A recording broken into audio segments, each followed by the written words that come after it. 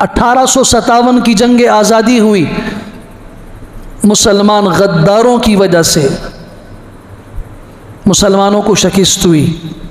हमारे अकाबिर जेलों की सलाखों में गए, तोपों के दहानों पे उड़ा दिए गए और खिंजीर और सुअर के चमड़ों के अंदर उनको परो दिया गया। फिर जब आज़ादी का ऐलान हुआ है तो जो हिजरत हुई है, जैसे हिजरत मदीना मुनव्वरा की तरफ हुई थी, वहाँ की सख्तियाँ सामने रखिए।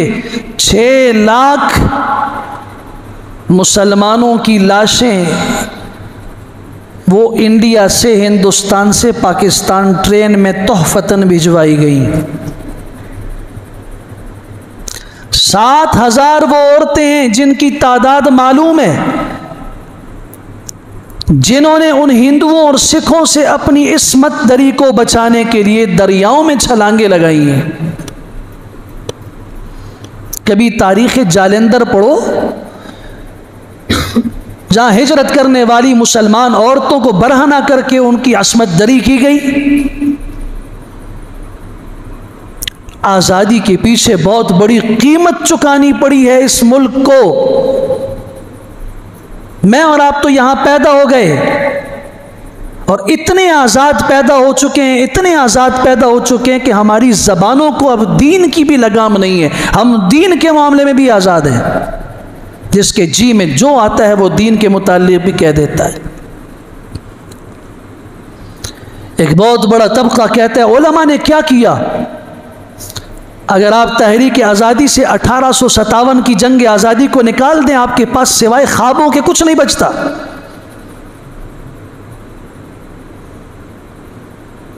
किसी चीज़ की बुनियाद में बहुत बड़ी कीमत देनी पड़ती है।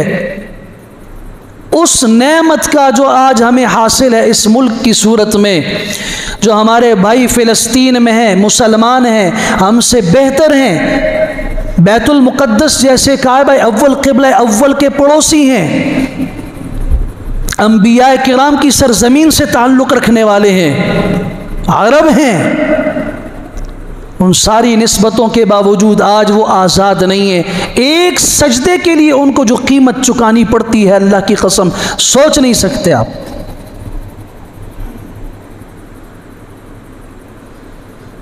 हमने आज़ादी को खुशी का सबब समझा और मैं कहता हूँ कुल बिफ़ज़लिल्लाहि व बिरहमतिही फ़बिज़ालिका फ़लयफ़रहू। जब भी अल्लाह का फ़ज़ल आए, जब भी अल्लाह की रहमत आए, उस पर खुशी होनी चाहिए, खुशी का इजहार करना चाहिए।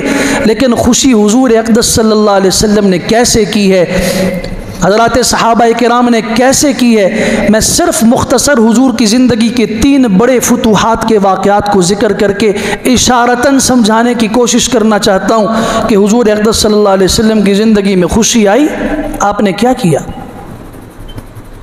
पहला उसूल समझिए, जब भी नेमत मुझे और आपको मुयस्सर आती है वो हमारी ज़ाती काबिलियत नहीं होती, उसमें हमारा कोई कमाल नहीं होता। हाँ, कुर्बानी हो सकती है, कमाल नहीं। कमाल उस रब्ब अर्श का है जिसका ये ऐलान है वमा बिकुम मिन निअमतिन फमिनल्लाह। तुम्हारे पास जितनी नेमतें हैं वो अल्लाह की तरफ से है। पहला उसूल ये समझिए, जो भी नेमत है वो अल्लाह की तरफ से।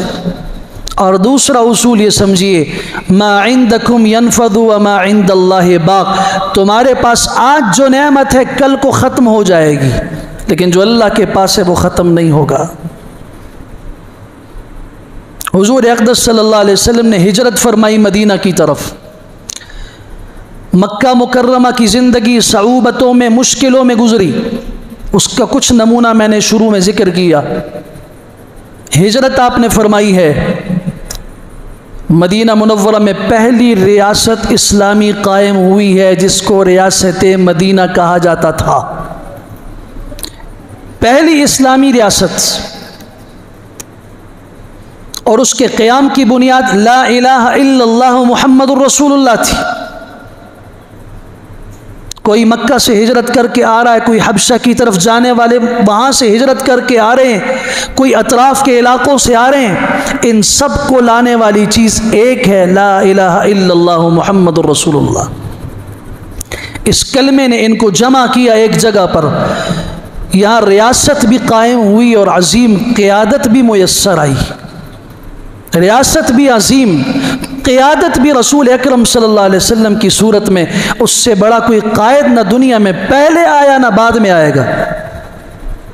और जो रियासत वो मदीना की बनी है, उस जैसी रियासत ना पहले कभी कायम हुई कलमे की बुनियाद पे, और ना उस जैसी उसके बाद कायम होगी क़यामत की सुबह तक। कुछ थोड़ी सी मुशाबहत हमारे इस मुल्क को हासिल है, लेकिन बेआईनी ही उस तरह नहीं है। वहाँ कुर्बानी देने वाले पाकिस्तान के लोग नहीं थे, वो मक्का के लोग थे, वो मक्का के अतराफ़ के लोग थे। और थे भी वो जिन्हें अस्हाब रसूल कहा जाता है, जो रसूलुल्लाह के सहाबा थे, जो रसूलुल्लाह के अहले बैत थे। उनकी क़ियादत करने वाली शख्सियत कोई बैरिस्टर, कोई कानूनदान, कोई सियासतदान नहीं था, इमामुल अंबिया सल्लल्लाहु अलैहि वसल्लम थे। वहाँ की रियासत भी अजीम, वहाँ की क़ियादत भी अजीम। कुबा में पहुँचे हैं, 14 दिन क़याम फरमाया है। अब मैं पूछना चाहता हूँ, पहली रियासत कायम हो रही है, वहाँ हुजूर सल्लल्लाहु अलैहि वसल्लम ने खुशी में क्या किया है, वो आज हमारी नस्ल को हमें समझाना होगा। वरना ये खुशी के नाम पे वो काम करेगी जिनका ताल्लुक़ कुरान और सुन्नत से दूर तक नहीं होगा। आपने क्या किया? पहुँचे कुबा में, सबसे पहले वहाँ मस्जिद कायम फरमाई, और ये इस्लाम की पहली मस्जिद है जो रसूल अकरम सल्लल्लाहु अलैहि वसल्लम के हाथों से बनी है, जिसकी ईंट रखने वाले, बुनियाद रखने वाले आप खुद हैं। दूसरी ईंट रखने वाले सैयदना अबू बकर सिद्दीक़ हैं, फिर हज़रत उमर फ़ारूक़ हैं, फिर उस्मान अली, और फिर बाकी सहाबा किराम हैं। वो मस्जिद, पहली मस्जिद कायम हुई। यहाँ से फिर आप मदीना की तरफ रवाना हुए हैं। नमाज जुमा रास्ते में आया, आपने रास्ते में नमाज जुमा अदा की है। फिर आप मदीना मुनव्वरा पहुँचे, अबू अयूब अंसारी के मकान में क़याम रहा। पहला काम आपने मदीना पहुँचकर जो किया है, खुशी है ना, रियासत मदीना कायम हो रही है। वहाँ का उसूल देखिए। सबसे पहले इमामुल अंबिया सल्लल्लाहु अलैहि वसल्लम ने फरमाया, मुनासिब जगह देखो जहाँ अल्लाह का घर तामीर किया जाए। हमारे ऊपर तो बैतुल्लाह में सजदा करने पे पाबंदी थी, यहाँ तो नहीं है ना। यहाँ हम आज़ादी से अल्लाह की उस नेमत का शुक्र अदा कर सकते हैं। 2 यतीम बच्चों की, जो असअद बिन ज़ुरारा रज़ी अल्लाह तआला के ज़ेर कफ़ालत थे, यतीम बच्चों की ज़मीन थी, कीमतन ख़रीदी। अबू बकर सिद्दीक़ रज़ी अल्लाह तआला ने कीमत अदा की। आज जो इन सहाबा को बुरा कहता है, वो मस्जिद नबी में किस मुँह से नमाज पढ़ता है? जिस मस्जिद की बुनियाद रखने वाले रसूल अकरम सल्लल्लाहु अलैहि वसल्लम, ज़मीन ख़रीदने वाले अबू बकर सिद्दीक़, और उसकी तौसी के लिए रकम देने वाले सैयदना उस्मान, और उसके अंदर खूबसूरत लुबान और उसमें खूबसूरत किस्म की ऊद जलाने का इंतज़ाम करने वाले उमर फ़ारूक़ रज़ी अल्लाह तआला जैसी शख्सियात हैं। मस्जिद कायम की गई। इशारा है कि जब मुसलमानों को आज़ाद मुल्क हासिल हो, तो सबसे पहले वो वहाँ पे अल्लाह का कानून नाफिज करें। और अल्लाह के कानून को नाफिज करने के लिए ऐसे लोग पैदा करने ज़रूरी हैं जिनके दिल में अल्लाह के कानून का एहतराम हो, और वो लोग पैदा होंगे मसाजिद से। मस्जिद इस्लाम और आलम इस्लाम और मुसलमानों का पहला मरकज़ है। जहाँ मुसलमानों का ताल्लुक़ मस्जिद से मजबूत है, वहाँ मुसलमानों की ताकत भी और मुसलमानों का ईमान भी मजबूत है। और जहाँ समझिए कि मुसलमानों की मसाजिद खस्ता हैं, बेआबाद हैं, पूछने वाला कोई नहीं है,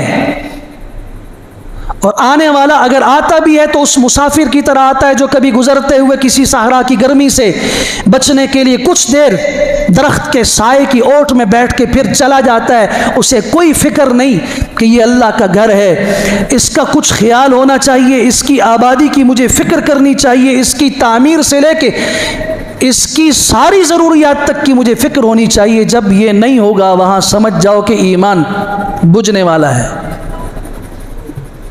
मैं नहीं कह रहा, कुरान कह रहा है, रसूल अकरम सल्लल्लाहु अलैहि वसल्लम के फरामीन कह रहे हैं।